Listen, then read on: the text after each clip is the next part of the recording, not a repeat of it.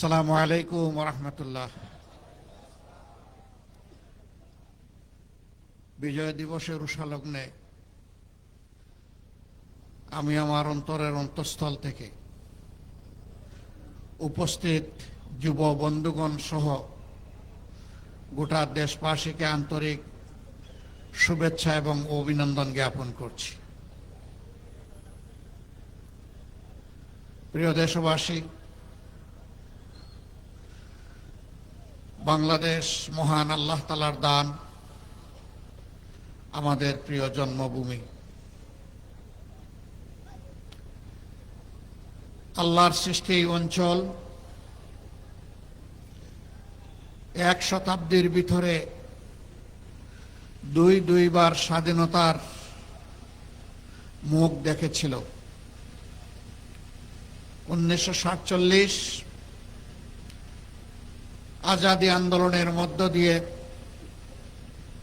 এই ভূখণ্ড অখণ্ড পাকিস্তানের একটি প্রদেশ ছিল। পাকিস্তান আমলে শাসক গোষ্ঠী পূর্ব পাকিস্তানের সাথে বৈষম্য ক্ষেত্র বিশেষে অবিচার করার কারণে এদেশের মানুষ পাকিস্তানি শাসক গোষ্ঠীর বিরুদ্ধে ফুঁসে উঠেছিল। 69-এর গণ আন্দোলনের হাত ধরে 70-এর সাধারণ নির্বাচন অনুষ্ঠিত হয়েছিল। এই নির্বাচনের পর পাকিস্তানি শাসক গোষ্ঠীর একগুঁয়েমির কারণে নির্বাচিত দল এবং জনপ্রতিনিধিরা জনগণের ভোটের ম্যান্ডেটে যারা নির্বাচিত হয়েছিলেন তারা তাদের রাজনৈতিক অধিকার পাননি। সেদিন জনগণের ভোটের প্রতি সম্মান দেখাতে ব্যর্থ হওয়ার কারণেই একটি যুদ্ধ অনিবার্য হয়ে উঠেছিল। এদেশের ছাত্র, শ্রমিক, কৃষক জনতা এক কাতারে সামিল হয়ে হানাদার বাহিনীর বিরুদ্ধে যুদ্ধে ঝাঁপিয়ে পড়েছিল। বুক ভরা আশা আর চোখ ভরা স্বপ্ন নিয়ে যে প্রিয় দেশটি সব ধরনের বৈষম্যের হাত থেকে মুক্তি পাবে, সামাজিক ন্যায় বিচার নিশ্চিত হবে, দেশ মর্যাদার আসনে প্রতিষ্ঠিত হবে, জাতি হিসাবে গর্ব করে বুক ফুলিয়ে বিশ্বের বুকে আমরা চলাফেরা করতে পারব। যারা সেদিন নির্বাচিত হয়েছিলেন তারা এমনটাই জাতিকে আশ্বস্ত করেছিলেন। কিন্তু স্বাধীনতা পরবর্তী বাংলাদেশ, যেই দেশটি বিপুল সংখ্যক মূল্যবান জীবন, সম্পদ আর ইজ্জতের ত্যাগ কুরবানির বিনিময়ে অর্জিত হয়েছিল, শাসক গোষ্ঠী জনগণের সাথে কথা রাখেনি। সেদিন যারা লড়াই করেছিলেন, জীবন দিয়েছিলেন, আহত পঙ্গু হয়েছিলেন, তাদের সকলের প্রতি আমরা গভীর শ্রদ্ধা নিবেদন করছি। তারা জাতিকে ভুলে গিয়ে একটি পরিবার, গোষ্ঠী এবং সর্বোচ্চ একটা দলকেই তারা বাংলাদেশের মালিক এবং জমিদারে পরিণত করেছিলেন। বাকি সমস্ত মানুষকে তারা দাসত্বের শৃঙ্খলে আবদ্ধ করেছিলেন। বহুদলীয় গণতন্ত্র খতম করে দিয়েছিলেন। মিডিয়ার স্বাধীনতা কেড়ে নিয়েছিলেন। মানুষের বাঁচার অধিকার তারা কেড়ে নিয়েছিলেন। ভোটের অধিকারও তারা কেড়ে নিয়েছিলেন। এক কথায় নগর জীবনে, জনজীবনে মানুষ হিসেবে মানুষের যে সমস্ত মৌলিক মানবিক অধিকার আছে সবগুলা সেদিন দলিত মতিত হয়েছিল। আমাদের পুলিশ ছিল, সেনাবাহিনী ছিল, আধা সামরিক বাহিনী ছিল, সাহায্যকারী আনসার ছিল, কিন্তু দল, গোষ্ঠী, পরিবারকে রক্ষা করার জন্য সেদিন একটি জল্লাদ বাহিনী গঠন করা হয়েছিল যার নাম ছিল রক্ষী বাহিনী। এই জল্লাদ বাহিনীর হাতে মানুষের জীবন সম্পদ এবং ইজ্জতকে অবলীলায় তুলে দেওয়া হয়েছিল। যখন যাকে ইচ্ছা তাকে খুন করা হয়েছে, এ মানুষগুলার সামান্যতম বিচার পাওয়ার কোনো অধিকার সেদিন ছিল না। মা বোনদের ইজ্জত লুণ্ঠন করা হয়েছে। সম্ভ্রমশীল পরিবারের লোকেরা তাদের মেয়েদেরকে শিক্ষা প্রতিষ্ঠানে পাঠানো বন্ধ করে দিয়েছিল। ঘর থেকে মা বোনরা বের হতে চাইতেন না, এরকম একটা বিভীষিকাময় অবস্থা তৈরি করা হয়েছিল। মন্ত্রী প্রধানমন্ত্রীর ছেলেরা ব্যাংক ডাকাতিতে লিপ্ত হয়েছিল। বাংলাদেশের জনগণের জন্য বিশ্ব থেকে এই বিধ্বস্ত অবস্থায়, যুদ্ধ বিধ্বস্ত একটি দেশের জন্য যে সমস্ত রিলিফ সামগ্রী এসেছিল তা বাংলাদেশে আসার আগেই বিদেশের মাটিতে বিক্রি হয়ে গিয়েছিল। ৭৪-এর দুর্ভিক্ষে লাখো লাখো মানুষ সারা বাংলায় হাটে মাঠে পথে ঘাটে তাদের লাশ পড়ে থেকেছে। এই লাশ দাফন করার মতো কোনো ব্যবস্থা সেদিন ভালোভাবে ছিল না। সেদিন আঞ্জুমানে মফিদুল ইসলাম ঢাকার লাশগুলার দাফনের ব্যবস্থা করেছিল, কিন্তু সারা বাংলার চিত্র ছিল সম্পূর্ণ ভিন্ন। তারা সোনার বাংলা গড়ার ওয়াদা করে বাংলাকে শ্মশান বাংলায় পরিণত করেছিলেন। মাত্র 4.5 বছরের দুঃশাসন মানুষকে তটস্থ করে তুলেছিল। এরপরে তাদের কার্যক্রমের পরিণতি হিসাবে দুনিয়া থেকে তারা বিদায় নিয়েছিলেন। কে সেদিন তাদেরকে হত্যা করেছিল? যারা ৭১-এর রণাঙ্গনে বুক চিতে দেশের স্বাধীনতার জন্য যুদ্ধ করেছিল, সেই সৈনিকরা কেন তারা সেদিন খেপে গিয়েছিল? এর উত্তর আওয়ামী লীগকেই খুঁজতে হবে, জাতিকে নয়।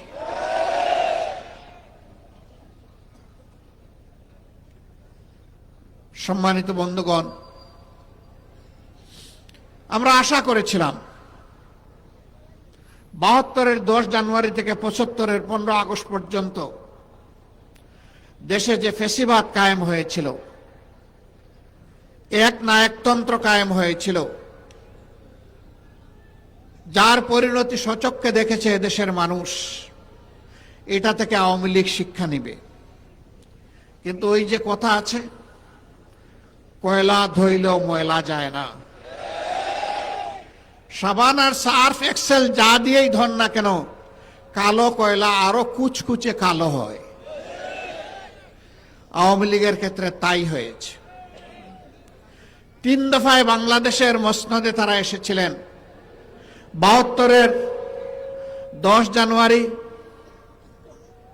আবার এসেছিলেন 96 সালের 10 জানুয়ারি, এরপরে তারা আবার এসেছিলেন 2009 সালের 7 জানুয়ারি। এই 3 বার তারা ক্ষমতায় এসে বাংলাদেশকে ছুপ ছুপ রক্ত আর খাড়ি খাড়ি লাশ উপহার দিয়েছে।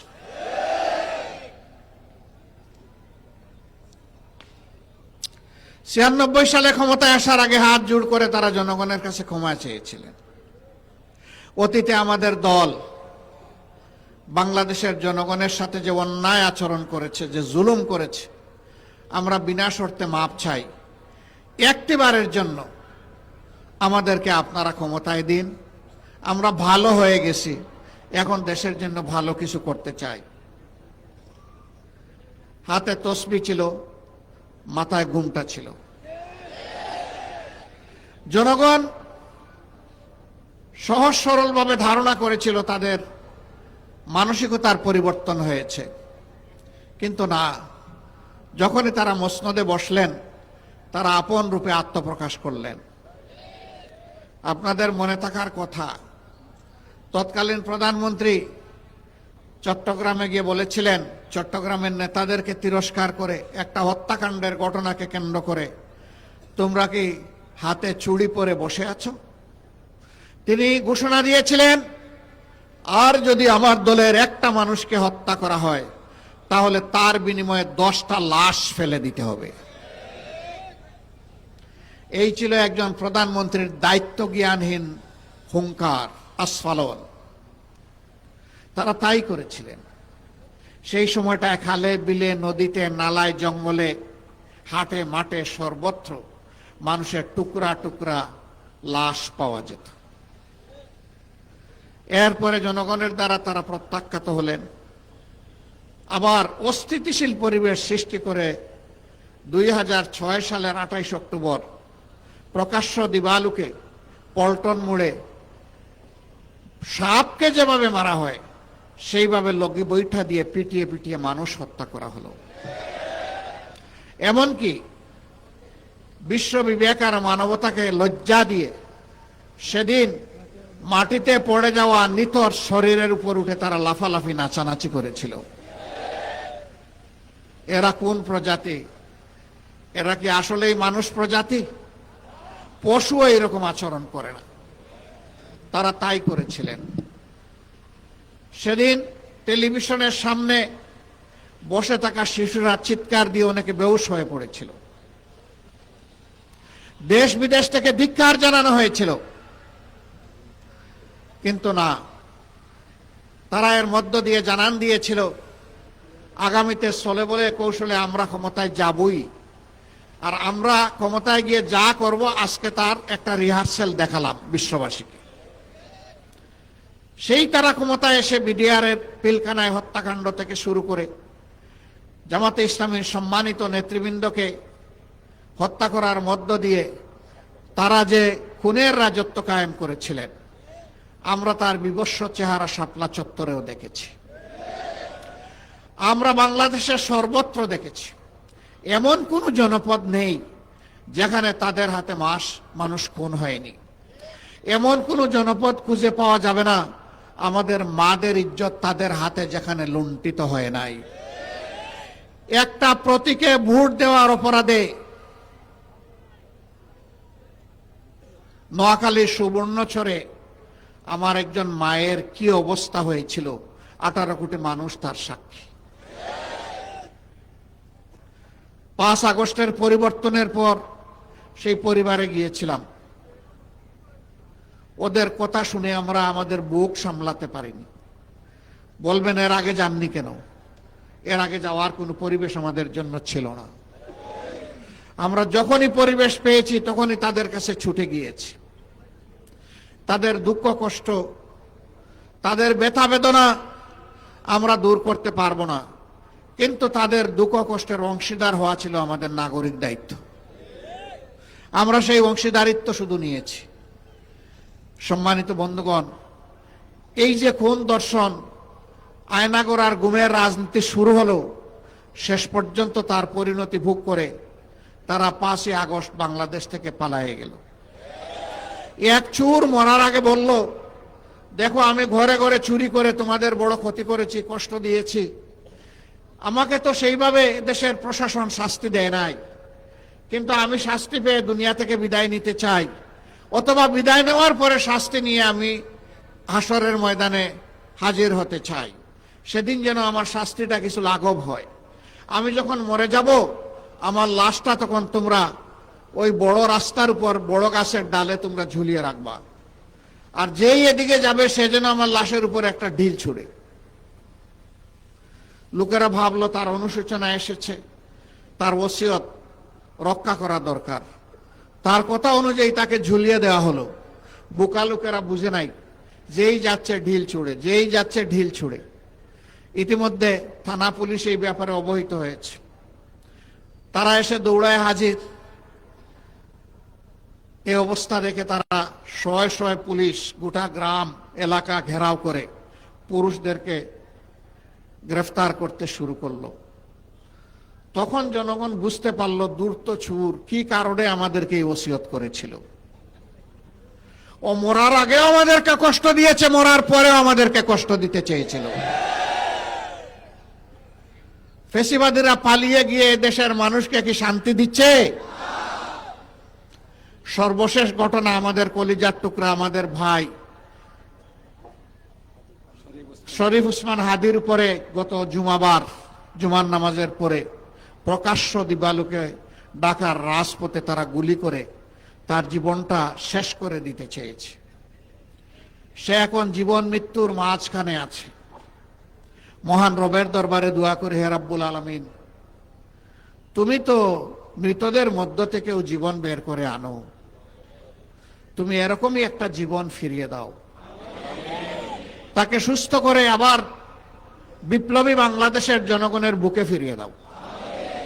সে যেন বিপ্লবের পতাকা আরো শক্ত হাতে মজবুত করে ধরতে পারে, এই তৌফিক তাকে দান করো। প্রিয় দেশবাসী, আজকের আমাদের এই যুব ম্যারাথন একথাই দেশবাসী এবং বিশ্ববাসীকে জানানোর জন্য যে অতীতের বস্তাপতা সমস্ত রাজনীতিকে পায়ের তলে ফেলে দিতে চাই। এই রাজনীতি বাংলাদেশে অচল। এই রাজনীতির পাহারাদারি যারা করতে পারবে তারা অচল মালে পরিণত হবে। এখন বাংলাদেশে নতুন রাজনীতি করতে হবে, যেই রাজনীতি হবে দেশ জাতি স্বাধীনতা এবং সার্বভৌমত্বের পক্ষে, যেই রাজনীতি হবে বিশ্বে মাথা উঁচু করে দাঁড়ানোর পক্ষে, যেই রাজনীতি হবে দুর্নীতির বিপক্ষে, যেই রাজনীতি হবে চাঁদাবাজদের বিপক্ষে, যেই রাজনীতি হবে দখলবাজদের বিপক্ষে, যেই রাজনীতি হবে মামলাবাজদের বিপক্ষে, যেই রাজনীতি হবে দর্শনকারীদের বিপক্ষে। সম্মানিত বন্ধুগণ, আমরা শান্তির এক টুকরা বাংলাদেশ চাই, এমন বাংলাদেশ চাই যেই বাংলাদেশের প্রাণ হবে যুব সমাজ।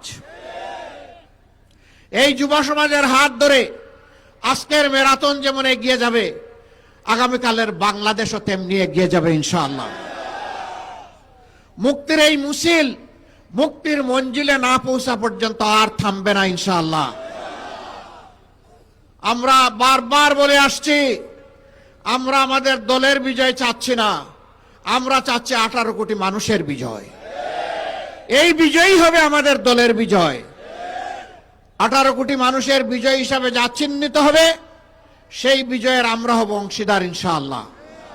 আর এই বিজয়ের পথে বাধার যত দেয়াল তুলে দেয়া হবে, এই যুবকরা লাথি মেরে সমস্ত দেয়াল ভেঙে চুরমার করে দেবে ইনশাআল্লাহ।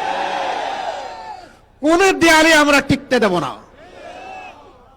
কোন ষড়যন্ত্র করে লাভ হবে না। কেউ যেন নিজেকে অতিরিক্ত ধূর্ত না ভাবেন। জনগণ এখন তার নিজের বুঝটা বুঝতে শিখেছে। কাউকে আর ছাড় দেওয়া হবে না। কোন কালো হাত সামনের দিকে এগিয়ে আসলে সেই কালো হাত জনগণ অবশ করে দেবে। কালো টাকার বিনিময়ে মানুষকে কেনার দুঃসাহস দেখালে তাদের মুখে ছাই মেরে দেয়া হবে। আগামীতে যে নির্বাচন ফেব্রুয়ারি মাসে অনুষ্ঠিত হবে 11 তারিখ 12 তারিখ, সেই নির্বাচনের মধ্য দিয়ে বাংলাদেশের নতুন ইতিহাসের মূলক উন্মোচন হবে ইনশাআল্লাহ। এই নির্বাচনে যুবক যুবা তরুণ তরুণী যারা প্রাপ্তবয়স্ক এবং যারা ভোটার দেশে বিদেশে, তাদের ভোট নিয়ে কেউ যেন কোনো ধরনের কারিগরি এবং সিনেমিনি খেলার চেষ্টা না করেন। ইনশাআল্লাহ জনগণের সম্মিলিত প্রতিরোধের মুখে কোনো ষড়যন্ত্র থাকলে সব কিছু ভেসে যাবে। প্রশাসনের প্রতি আমাদের অনুরোধ, আপনাদের উপর রাষ্ট্রের যে দায়িত্ব অর্পিত হয়েছে সেই দায়িত্ব সুষ্ঠুভাবে পালন করুন। নির্বাচন সুষ্ঠুভাবে অনুষ্ঠানের জন্য এখন নির্বাচন কমিশনকে তাদের দায়িত্ব যথাযথভাবে পালন করতে হবে। আমরা তাদের কাছে কোনো আনুকূল্য চাই না, কিন্তু সাবধান করে দিচ্ছি, যদি কারো প্রতি সামান্য কোনো আনুকূল্য দেখানো হয় তা বরদাস্ত করা হবে না। আমরা চাই আপনারা আপনাদের শপথের আলোকে নিরপেক্ষভাবে সে দায়িত্ব পালন করুন। জনগণ যাদেরকে তাদের ভালোবাসা, তাদের সমর্থন এবং ভোট দিয়ে বরণ করে নেবে, আমরাও তাদেরকে বরণ করে নেব ইনশাআল্লাহ। কিন্তু জনগণের ভালোবাসাকে অপমানিত করে, উপেক্ষা করে বাঁকা রাস্তায় কেউ চলতে চাইলে সেই রাস্তা বন্ধ করে দেওয়া হবে। আসুন মুক্তির এই মিছিলে আমরা সবাই শরিক হই। জনজীবনে শান্তি সমৃদ্ধি ফিরে না আসা পর্যন্ত, ভালোবাসার একটি মানবিক সমাজ প্রতিষ্ঠা না হওয়া পর্যন্ত, তারুণ্যের দুর্বার গতির সমাজ প্রতিষ্ঠিত না হওয়া পর্যন্ত আমাদের ম্যারাথন অব্যাহত থাকবে। এই ম্যারাথনে অংশগ্রহণ করার জন্য সকলকে আন্তরিকভাবে ধন্যবাদ জানিয়ে, কৃতজ্ঞতা জানিয়ে আমরা আমাদের ম্যারাথন এখনই শুরু করব। সবাইকে আমরা ম্যারাথনে অংশগ্রহণ করার জন্য আহ্বান জানাচ্ছি। আল্লাহ হাফেজ। বাংলাদেশ জিন্দাবাদ। বাংলাদেশ জামাতে ইসলামী জিন্দাবাদ। বাংলাদেশের স্বাধীনতা, সার্বভৌমত্ব আল্লাহ তাআলা কিয়ামত পর্যন্ত বহাল রাখুন। আল্লাহ হাফেজ। আসসালামু আলাইকুম ওয়া রাহমাতুল্লাহি ওয়া বারাকাতুহু।